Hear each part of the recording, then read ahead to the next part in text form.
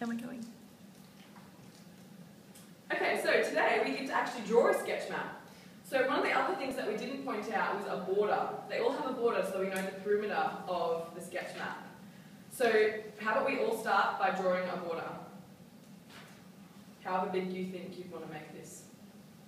And Paige, if you could just read out on the other side, page 2, what our instructions are for today. Now, knowing the main features, it's your turn to draw a sketch map. You don't need to be an artist. Refer to other examples for help. Your goal is to guide your friend to the canteen of your school. What buildings, pathways do you need to know about? Great reading. Isn't that a lot? Thank you. Alright, so we're going to be guiding our friends to the canteen today. So you've got to think in your mind, imagine what it would look like from a bird's eye perspective. Obviously, you've probably never been in a helicopter above the school, but if you think, if you were walking around, what does your friend need to know to get to the canteen today? So we're not going to be drawing a little pathway for them to take, but if you imagine yourself up in with the birds and the eagles flying today, what are some of the important things? Hands up if you know one already. What are some of the things that they need to know about? Yeah? Stairs.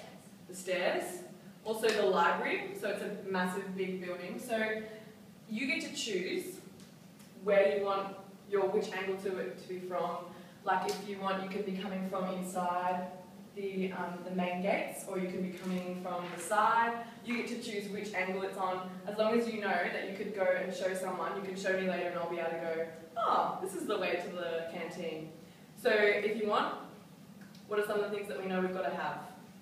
Bird's eye view, a key or a legend, a heading.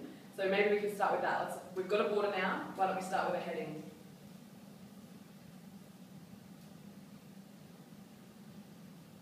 Very quiet work today, guys, very proud.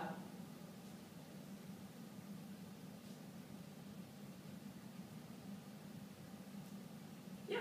Do we have to put like a north, south, east, west thing? Now some of them do, if you know the direction. Like we learned the other day, the different direction on a compass. If we, today we won't worry about it because we don't have a compass with us, but sometimes it is helpful, but if you label things so well, your friends will get to know the right way. Alright, so now you get to think which way do you want your friend to be coming from, and then you'll be able to put in the canteen and draw the buildings. If you think they're circle, you can draw circles. If you think they're square, you can draw squares. But yeah, I would start from coming in that way and then drawing. I would also include the water things on the floor so they know that they don't have to trip over the water. What do you guys think? Alright, let's have a little go. That's a really good page, looking outside. Little cues, little helpful hints.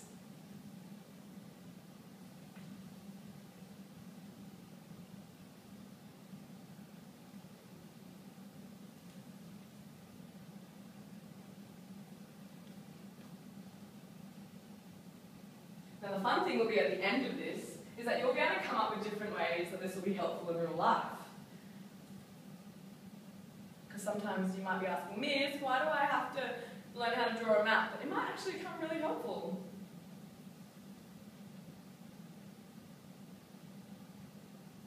Very good labeling, Lexi.